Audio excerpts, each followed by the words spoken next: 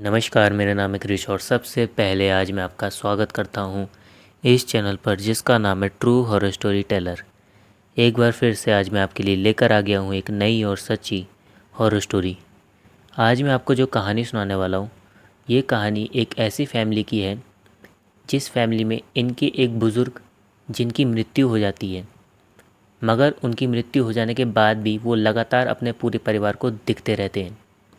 और केवल दिखते ही नहीं हैं, वो लगातार अपने परिवार वालों को चोट भी पहुंचाते हैं और पूरे घर में जो इनका घर था वहाँ रेंगते हुए इन परिवार वालों को बार बार दिखते हैं और डराते हैं। आज की हमारी ये कहानी बहुत ही ज़्यादा इंटरेस्टिंग है। मुझे पूरी उम्मीद है ये कहानी आपको ज़रूर पसंद आएगी। तो बिना ज़्यादा बातें करते हुए आज की इस कहानी को हम शुरू करते हैं। कहानी की शुरुआत से पहले मैं कुछ ऐसी बातें जो कि इस कहानी से संबंधित है मैं आपको बताना चाहता हूँ।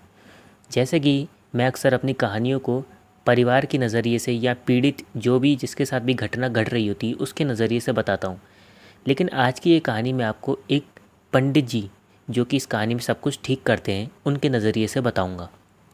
कहानी की शुरुआत होती है एक पंडित जी के साथ, जिनके पास एक व्यक्ति आता है अपने घर की समस्या लेकर। जब वो व्यक्ति पंडित जी के पास आता है तभी पंडित जी को ये एहसास तो हो जाता है कि उसके ऊपर किसी ऊपरी चीज़ का प्रभाव है। पंडित जी उससे जब पूछते हैं उसकी समस्या के बारे में तो वो व्यक्ति एक बहुत अजीब बात बताता है। वो व्यक्ति पंडित जी को बताता है कि पंडित जी, पता नहीं क्या हो रहा है, जब से हमारे पिताजी की मृत्यु हुई है तब से वो हमारे पूरे परिवार को लगातार घर में दिख रहे हैं। वो हमें लगातार दिखते हैं और हमें डराने की कोशिश करते हैं और वो हमें तकलीफ़ भी पहुंचाते हैं।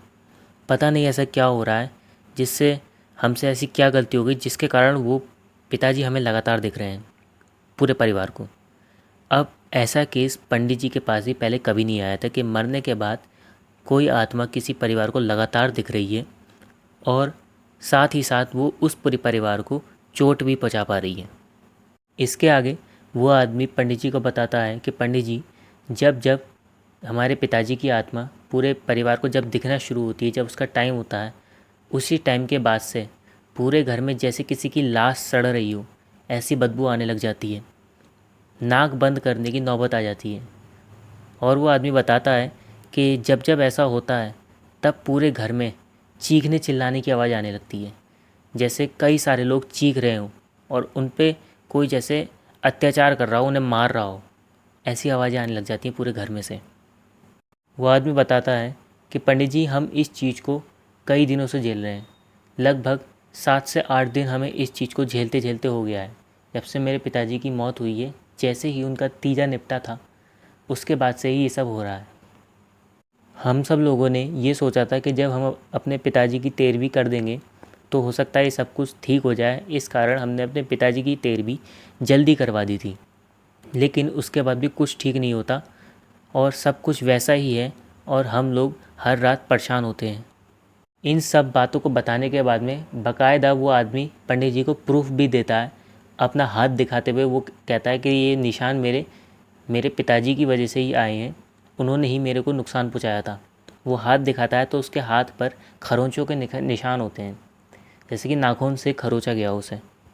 अब इतना सब देख लेने के बाद में पंडित जी को इतना तो समझ में आ जाता है कि ये जो आत्मा है ये नॉर्मल नहीं है, ये नॉर्मल आत्माओं से काफ़ी ज़्यादा ताकतवर हो चुकी है, इसलिए ये फिज़िकली भी इन लोगों को परेशान कर पा रही है। खैर, उसके बाद में पंडित जी इस व्यक्ति से कहते हैं कि हम लोगों को आज रात ही तुम्हारे घर में निकलना होगा सब कुछ ठीक करने के लिए। अब एक सेकंड कहानी को बीच में रोक के मैं आपको ये बता दूं कि ये जो व्यक्ति पंडित जी से मिलने आया है, इसका नाम मैं अपनी तरफ से राकेश रख रहा हूँ ताकि आपको कहानी आगे की समझाने में आसानी हो।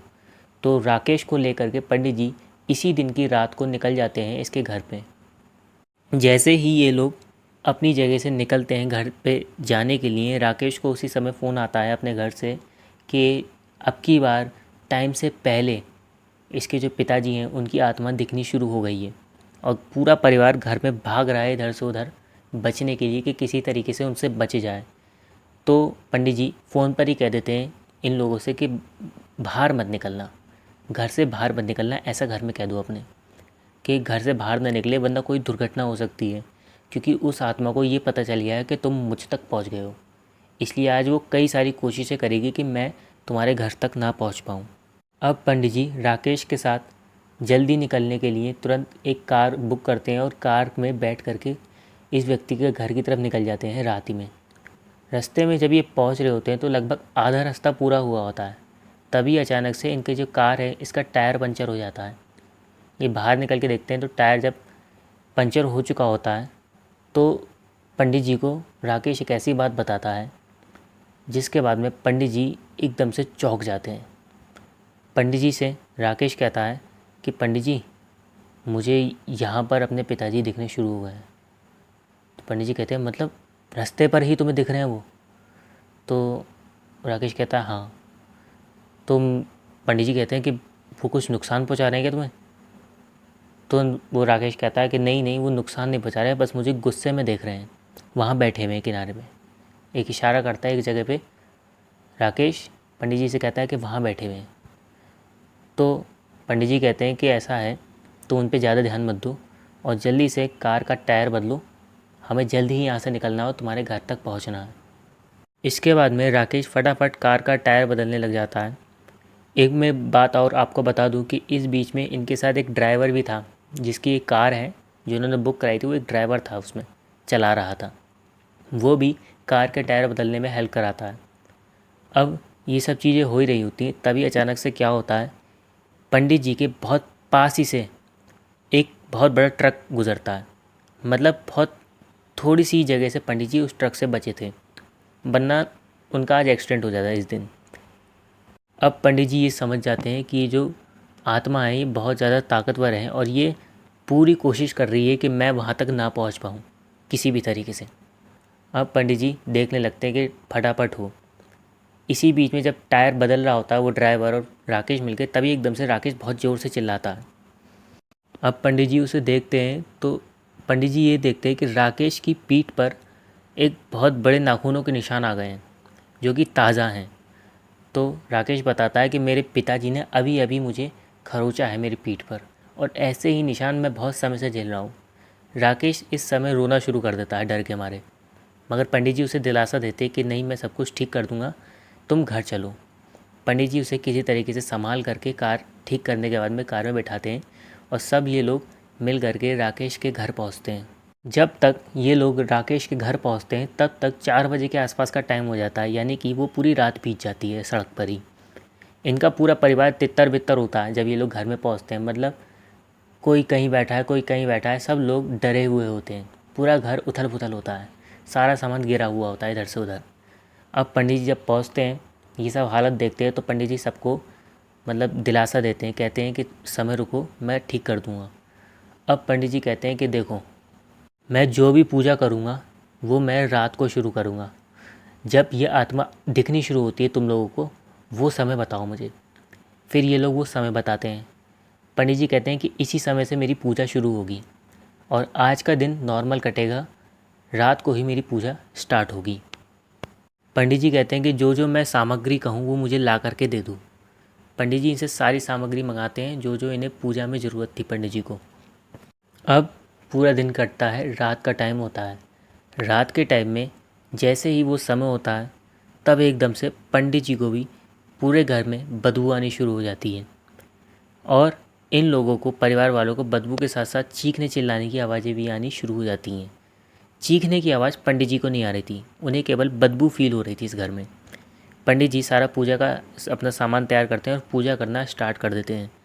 इन लोगों से पंडित जी पूछते हैं कि वो दिखने शुरू हो गए? तो ये लोग कहते हैं नहीं, अभी शुरू नहीं हुए हैं। पंडित जी कुछ पूजा करते हैं। थोड़ी देर बाद ही इनके परिवार वालों में से जितने भी लोग थे उनमें से एक व्यक्ति पंडित जी को बताता है कि देखो वो उधर से आ रहे हैं, उधर से आ रहे हैं, उधर से आ रहे हैं, आज के दिन वो उधर से आ रहे हैं। एक कोने की तरफ बताता है, यानी उस दिन वो उधर से आ रहे थे इन परिवार वालों को डराने के लिए। अब उसके बाद में ये परिवार वालों से पंडित जी कहते हैं कि देखो, कोई भी इस घर से मत निकलना, जैसा कि मैंने कल कहा था, आज भी इस घर से कोई नहीं निकलेगा। इस घर में तुम लोग जीवित रहोगे, इसकी जिम्मेदारी मेरी है, लेकिन बाहर निकल गए तो मैं कुछ नहीं कह सकता। अब पूरा परिवार जैसे पिछले दिन भाग रहा था वैसे ही वो इस दिन भी भागना शुरू कर देता है इस घर में। वो जगह जगह, अलग अलग जगह इन परिवार वालों को दिख रहे थे। इन पंडित जी को वो कोई भी नुकसान नहीं पहुंचा पा रहे थे क्योंकि ये पूजा पे बैठे थे। वो पूरे परिवार को ही लगातार डरा रहे थे किसी न किसी तरीके से। अब पंडित जी की एक समय तक की पूजा ख़त्म होती है। जब पहली सीमा पंडित जी की ख़त्म होती है पूजा की, तब वो एक परछाई के रूप में पंडित जी को दिखना शुरू होते हैं। यानी उनकी जो आत्मा है वो अलग अलग जगह पंडित जी को झलक के रूप में, परछाई के रूप में दिखना शुरू होती है। अब पंडित जी अपनी पूजा नॉर्मल कर रहे होते हैं। अब धीरे धीरे जब उनकी पूजा आगे बढ़ती है तो उन्हें ये सब पता चलता है कि आखिर ये क्यों इन परिवार वालों को परेशान कर रहे हैं।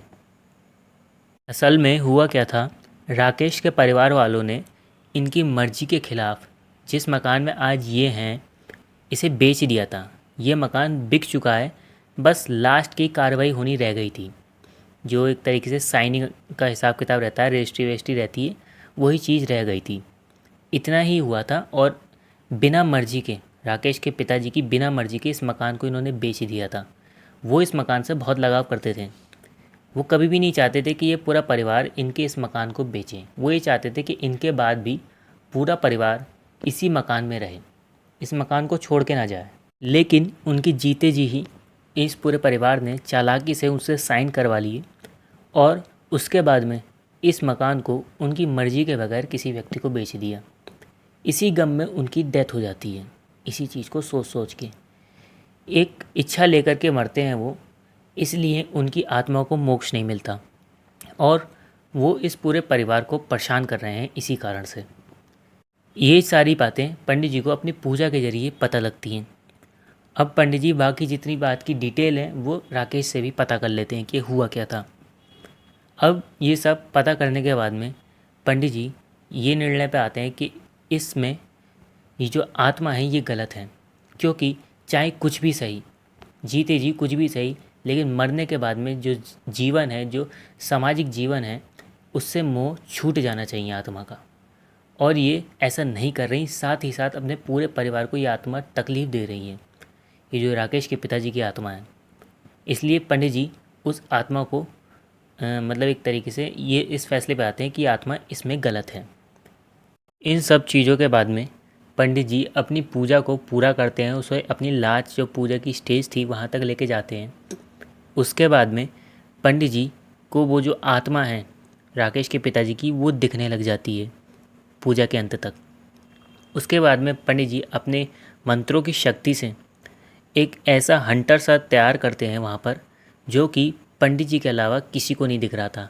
लेकिन सबको एक चमक सी पंडित जी के हाथ में दिखने लगती, जैसा उनके हाथ में कोई चीज़ हो, लेकिन ऐसा नहीं दिख रहा था कि वो क्या है। अब पंडित जी अपनी उस चीज़ से उस आत्मा को पकड़ते हैं, यानी जो हंटर टाइप की उन्होंने चीज़ तैयार करी थी अपनी मंत्रों से, उससे उस आत्मा को पकड़ते हैं और उसे तकलीफ़ देते हैं। जिसके बाद में वो उस तकलीफ़ से, जो जलने की उसे तकलीफ़ फ़ील हो रही थी, उससे वो हार मान जाती है और पंडित जी उसे फिर कैद कर लेते हैं। फिर बाद में जैसे उन्होंने मोक्ष दिलाने का तरीका होता वो सब होता। अब इस चीज़ को इस परिवार ने इतना देखा था जैसे कि पंडित जी किसी चीज़ को मार रहे हों और किसी चीज़ को पकड़ रहे हों, उनके हाथ में कुछ हो, ऐसा इस पूरे परिवार को दिख रहा था। पंडित जी के हाथ में इन्हें चमक सी दिखती है, लेकिन वो चीज़ जो थी वो केवल पंडित जी को ही दिख रही थी, जो उन्होंने अपनी पूजा के बाद में प्राप्त करी थी। खैर, इन सब के बाद में पंडित जी इस आत्मा को कैद कर लेते हैं और बाद में इस पूरे परिवार से ही इस आत्मा को नियमों से मोक्ष दिलाते हैं, इसकी आत्मा को शांति देते हैं इस आत्मा की। और इन सब बातों के बाद में ही ये पूरा परिवार नॉर्मल होता है। लेकिन ये जो परिवार है ये इन दिनों में इतना डर चुका था उस घर से, इतना खौफ बैठ गया था इनके इस पूरे परिवार में, कि बाद में ये लोग इस घर को बेचते भी नहीं हैं। यानी जिसको इन्होंने बेचा था उससे सब कैंसिल वैंसिल करा देते हैं, सब कुछ जितना भी पैसा वैसा दिया था उसे वापस कर देते हैं और इस मकान को बेचते भी नहीं हैं और ना ही इस घर में रहते हैं।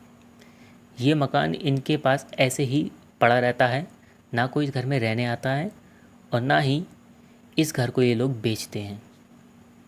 यानी एक तरीके से ये कह सकते हो कि जो आत्मा ने करा वो भी गलत था और ये जो परिवार ने जो करा अपने पिताजी के जीते जी, राकेश के पिताजी के जीते जी, वो भी गलत था। दोनों तरफ से दोनों ही गलत थे। खैर, इसी बात के साथ आज की हमारी ये कहानी समाप्त होती है। आज की मेरी ये कहानी पहली बार मैंने आपको किसी पंडित जी के नज़रिए से किसी परिवार की कहानी सुनाई है। तो आपको ये कहानी आज की कैसी लगी मुझे ज़रूर बताना। अगर आपको ये कहानी अच्छी लगी हो तो लाइक शेयर कमेंट ज़रूर करना। इसके अलावा अगर आप ऐसी कहानियाँ और भी सुनना चाहते हैं तो चैनल को सब्सक्राइब कर लेना। और मैं आपसे कहना चाहूँगा कि मैंने शॉर्ट्स में हॉरर फैक्ट अपलोड कर रखे हैं, आप उन्हें भी जाकर के ज़रूर देखें, वो भी आपको ज़रूर पसंद आएंगे। अपना समय हमें देने के लिए आपका बहुत बहुत धन्यवाद।